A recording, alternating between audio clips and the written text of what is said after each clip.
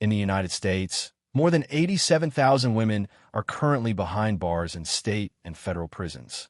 This represents a dramatic increase from just over 26,000 in 1980. Many of these women are mothers. A significant number have histories of trauma or substance use, and most are incarcerated for nonviolent offenses. In this video, we will examine the facts about women's prisons in America, exploring the population, the programs, and the challenges that define their daily lives. Before we begin, tap like, leave a comment, and subscribe to the channel. Your support helps us uncover the darkest corners of the prison system. Now let's step inside.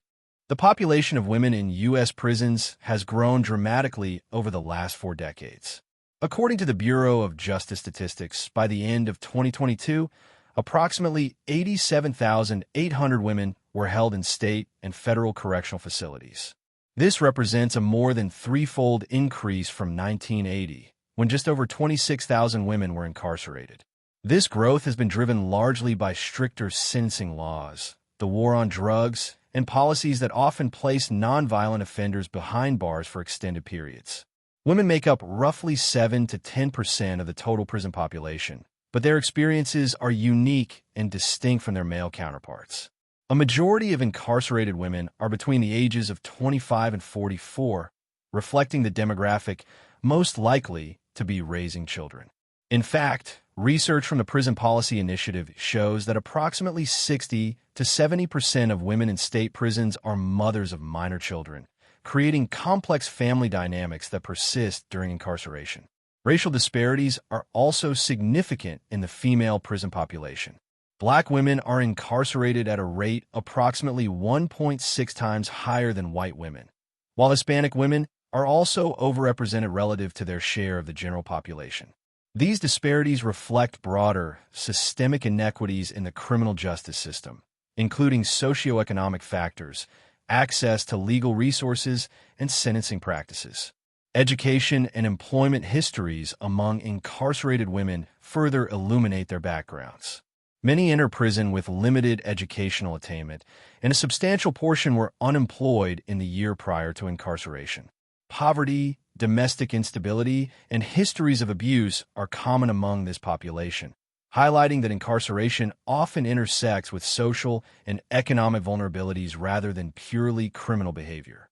Geographically, women are incarcerated across all 50 states, with the largest facilities located in California, Florida, and Texas.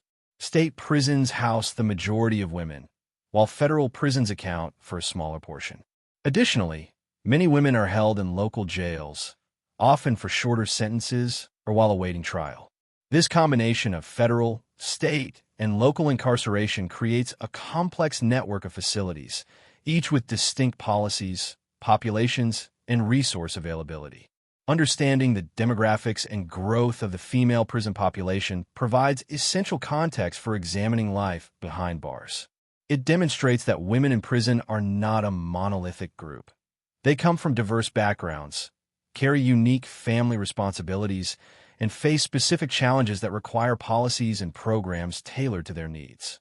The increasing number of incarcerated women underscores the importance of studying their experiences and implementing reforms that address both justice and rehabilitation. Understanding why women are incarcerated provides critical insight into the structure of the U.S. prison system. Unlike male prisoners, who are more frequently convicted of violent offenses, the majority of women in state and federal prisons are serving sentences for nonviolent crimes. According to the Prison Policy Initiative, a significant portion of these convictions involve drug-related offenses, including possession, distribution, or trafficking. Financial crimes, property offenses, and fraud also account for a notable share of female convictions. Data from the Bureau of Justice Statistics shows that approximately 2/3 of women in state prisons are serving time for nonviolent offenses, while a smaller proportion are incarcerated for violent crimes. Even among those convicted of violent offenses, the context often involves domestic or family-related circumstances. This distinction highlights how the pathways to incarceration for women often differ from those of men. In addition to state and federal prisons, many women are held in local jails, either serving short sentences or awaiting trial. As of recent reports, roughly a quarter of women in local jails have not yet been convicted, meaning they are detained during the legal process rather than serving a formal sentence. This emphasizes that the population of incarcerated women is not homogeneous. It includes both sentenced individuals and those in pretrial detention. Sentencing patterns have also influenced the growth of the female prison population. Mandatory minimums for drug offenses, three-strikes laws, and other strict sentencing policies disproportionately affected women, particularly those with socioeconomic disadvantages. As a result, many women serving time in prison may have committed minor or first-time offenses, yet face lengthy sentences due to systemic policies. Recognizing the types of offenses for which women are incarcerated is essential for understanding broader challenges within the criminal justice system. It sheds light on why programs focused on rehabilitation, drug treatment, and reintegration are critical to addressing both the social and legal dimensions of female incarceration. By focusing on these facts, policymakers and the public can better evaluate the effectiveness and fairness of sentencing practices and correctional programs for women. Health and mental health are critical aspects of the experience of women in U.S. prisons, affecting both daily life behind bars and outcomes after release. Research consistently shows that incarcerated women face significantly higher rates of physical and mental health challenges than the general population. According to the Bureau of Justice Statistics, many women enter prison with pre-existing conditions, including chronic illnesses such as diabetes, hypertension, and asthma. These medical needs often require ongoing care, yet access to consistent, high-quality health care in correctional facilities can be limited. Mental health concerns are particularly prevalent among female inmates. Surveys indicate that a large proportion of women in prison have histories of trauma, including physical, emotional, or sexual abuse prior to incarceration. A Bureau of Justice Statistics study found that nearly two-thirds of women in state prisons reported prior experiences of abuse, significantly higher than the rate for male prisoners. Many of these women also struggle with depression, anxiety, post-traumatic stress disorder, or other mental health conditions. The prevalence of mental illness in the female prison population underscores the need for trauma-informed care and psychological support programs. Substance use disorders are another major factor in the health profile of incarcerated women. Many women were involved with alcohol or illicit drugs prior to their arrest. The Sentencing Project reports that a substantial percentage of women in prison were serving sentences for drug-related offenses, often linked to their personal struggles with addiction. Addressing substance abuse through treatment programs within correctional facilities has been shown to reduce recidivism and improve overall well-being. Reproductive and gender-specific health care is a unique challenge for women in prison. While prisons are designed primarily for male populations, female inmates require specialized services, including prenatal care, gynecological examinations, and postnatal support. Inadequate access to these services can have long-term consequences for both the women and their children. Some prisons have implemented programs to provide basic reproductive health care, but gaps remain, particularly in smaller facilities or local jails. Mental health and medical support are also closely tied to the risk of self-harm and suicide. Women in prison attempt suicide at higher rates than men, and facilities must implement preventative strategies, counseling, and monitoring to ensure inmate safety. Programs that combine mental health counseling, substance use treatment, and social support have demonstrated measurable benefits for women, both during incarceration and after release. Overall, the health and mental health landscape of women's prisons highlights the intersection of social, medical, and psychological factors that shape the experience of incarcerated women. Addressing these needs requires not only access to medical care, but also comprehensive mental health programs, trauma-informed practices, and policies that recognize the unique vulnerabilities of female inmates. By focusing on these factual realities, society can better understand the challenges women face behind bars and the importance of health-centered reforms in the U.S. correctional system. Rehabilitation programs play a critical role in the experiences of women in U.S. prisons, addressing both the underlying causes of incarceration and preparing inmates for successful reentry into society. Unlike many male prison populations, women's correctional facilities often emphasize educational, vocational, and counseling programs designed to respond to their unique social, psychological, and familial needs. Educational programs are a central component of rehabilitation. Many prisons offer high school equivalency courses, adult basic education, and even college-level programs through partnerships with local colleges or online education providers. According to the Prison Policy Initiative, access to education significantly reduces the likelihood of recidivism and provides women with opportunities to improve employment prospects upon release. Vocational training is also widely available, including courses in computer skills, culinary arts, cosmetology, and other trades that can help women secure stable jobs after incarceration. Mental health and trauma-informed programs are another essential element of rehabilitation. A substantial proportion of incarcerated women have experienced physical, sexual, or emotional abuse prior to imprisonment.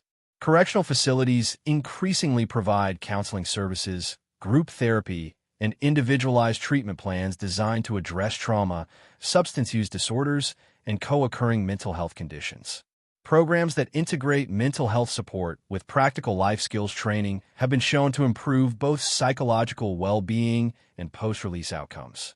Parenting and family-focused programs are unique to women's prisons. Since approximately 60 to 70% of incarcerated women are mothers of minor children, many facilities offer parenting classes, family visitation programs, and, in some cases, prison nurseries that allow newborns to stay with their mothers for a limited time. These programs help maintain family bonds and mitigate the long-term social impact of incarceration on children. Substance use treatment is also a key aspect of rehabilitation. Many women enter prison with histories of drug or alcohol dependency, which often contributed to their legal issues. Evidence-based treatment programs, including counseling, group therapy, and medication-assisted treatment, provide support for recovery and reduce the likelihood of relapse after release. Despite these efforts, access to rehabilitation programs can vary significantly depending on the facility, state, and available funding. Larger state prisons often have more extensive programs, while smaller facilities or local jails may have limited services. Additionally, some women may face barriers due to sentence length, security classification, or resource constraints. Overall, rehabilitation programs in women's prisons are designed to address the complex interplay of social, psychological, and economic factors that contribute to incarceration. By focusing on education, vocational training, mental health support, parenting programs, and substance use treatment, correctional facilities aim to equip women with the skills and resources necessary to reintegrate successfully into society. Understanding these programs highlights the potential for correctional systems not only to punish, but also to support rehabilitation and reduce recidivism among women in the United States. About challenges and policy issues in women prison in U.S. While rehabilitation programs exist in women's prisons, incarcerated women continue to face a range of systemic challenges that impact their daily lives and long-term outcomes. One of the most significant issues is access to quality health care. Many prisons were originally designed for male populations, and as a result, women's facilities often struggle to provide adequate gender-specific care.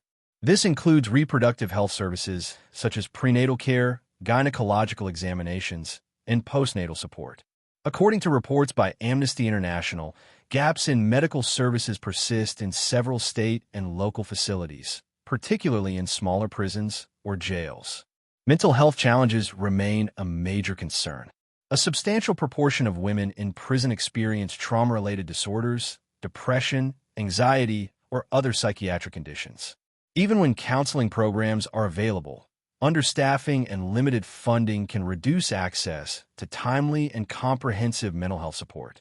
Women with serious mental health needs may also face difficulties receiving medication management or specialized treatment, which can exacerbate existing conditions.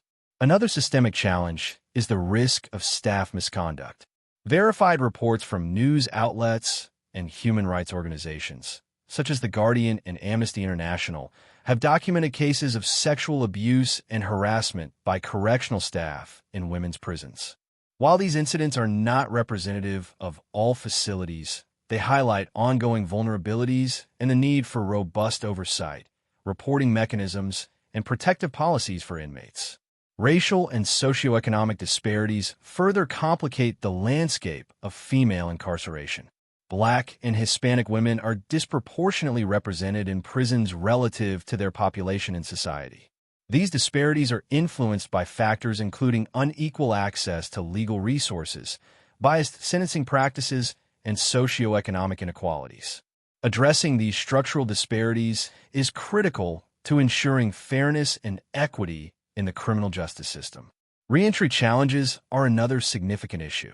Many women leaving prison face obstacles such as housing instability, difficulty securing employment, and the complex task of reuniting with their children. According to the Prison Policy Initiative, these challenges are compounded by gaps in pre-release planning and community support, which can increase the risk of recidivism. Programs that connect women with housing, job training, and social services are crucial for successful reintegration. Substance abuse and addiction remain ongoing challenges for women post-incarceration. Many women return to communities where support networks are limited, making relapse more likely.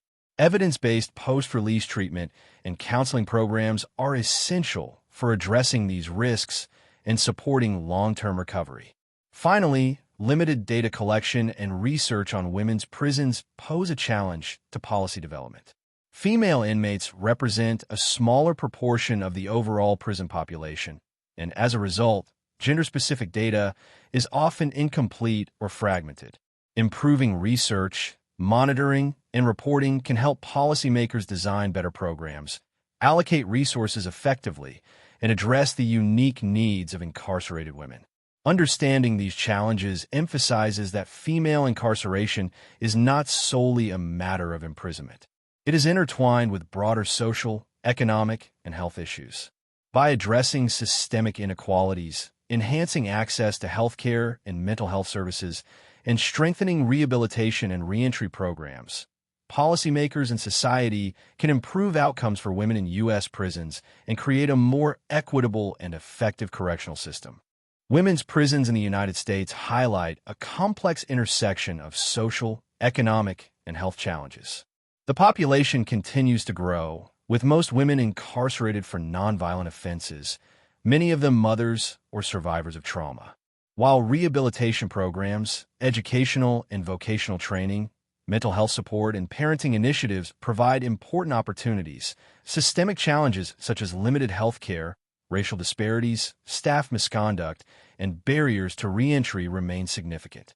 Understanding the facts about female incarceration is essential for evaluating policies, improving rehabilitation efforts, and supporting successful reintegration into society. By focusing on evidence-based solutions and addressing systemic inequalities, policymakers and communities can work toward a correctional system that not only punishes but also rehabilitates and empowers women, reducing recidivism and creating lasting positive change. Thank you for watching. If you found this video informative, don't forget to like, subscribe, and share. Understanding women's prisons sheds light on the challenges and opportunities in the U.S. justice system. Stay informed and join the conversation.